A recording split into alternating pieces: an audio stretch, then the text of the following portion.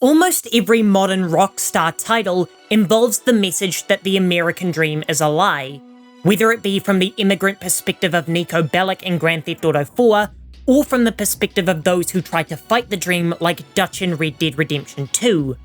But GTA 5 shows us this same message from the viewpoint of those deeply ingrained into American culture, and it does so by teaching us the same lesson from three vastly different socio-economic viewpoints. Now, before we go any further, as you've immediately surmised, I'm not American, but the American dream is just the belief that hard work leads to a good life, which is more of a capitalist lie than an American one.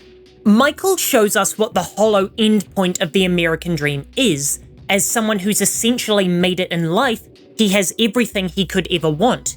Yet his life is purposeless, his family is dysfunctional, and he lacks meaning as he listlessly drifts from one day to the next, showing us that even if your hard work pays off one day and you reach the life of luxury that was promised, there's no satisfaction, and you're instead filled with a sense of nothingness.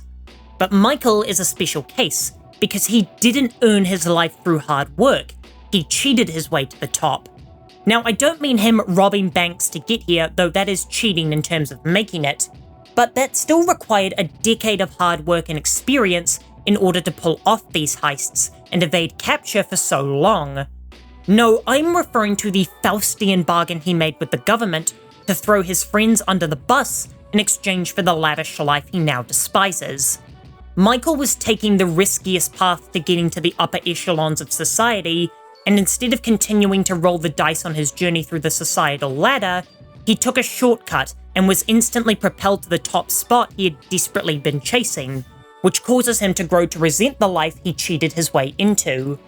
But I'm not going to say anything as naive as, if he just worked hard, then he would feel a sense of pride and accomplishment in his life and be content with his wealth. Because the system is designed in a way where hard work will never pay off, and it's only the dishonest people like Michael who ever achieve that level of success. This is seen through the other affluent individuals across Los Santos, who are all psychotic and emotionally numb ghouls who revel in their illicit wealth and power.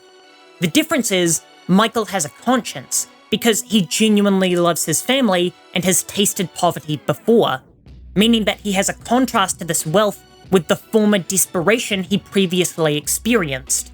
He knows that the only way to achieve this dream is to trade your morals, which in turn makes everything feel pointless. Franklin represents someone at the bottom of the dream who's begun the lengthy trek to the top. What's more, he's trying to do so by working as a car repo man, intending to climb his way there by legitimate means. He deliberately leaves behind the gang life that defined his youth and buys into the American dream and seeks to chase it. But in trying to go legitimate, he witnesses firsthand how the system is corrupt, as his boss is essentially a loan shark that preys on the weak and helpless.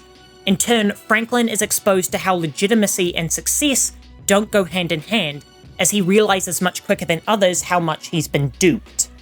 This is why he so easily gravitates towards Michael early on in the game, because he knows that immorality is the only way to achieve success.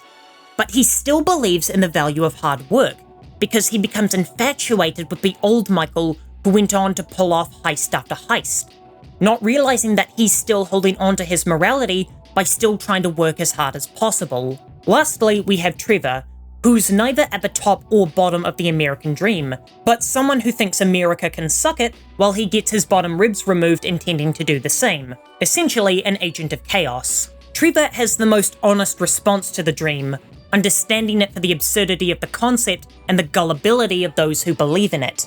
Instead, he operates outside the system as a less grotesque parody of the scum-sucking corporate elite by founding his own meth empire, creating his own violent alternative as the pathways that would be open to people without criminal history are closed for people like him. With the dream turning its back on him, he carved his own path to prosperity, and the road is paved in blood, crystal, and bile. Now, a sane person would simply give up at this point and live a miserable life where they have nothing. But Trevor's psychopathic viewpoint gives him a clarity and drive to still chase the success the dream promised him. But he does so outside of it, as a middle finger to everything the capitalist pigs who perpetuated it stand for. Grand Theft Auto 5 gives the complete picture of how a hard work ethic doesn't lead to financial success in the modern world.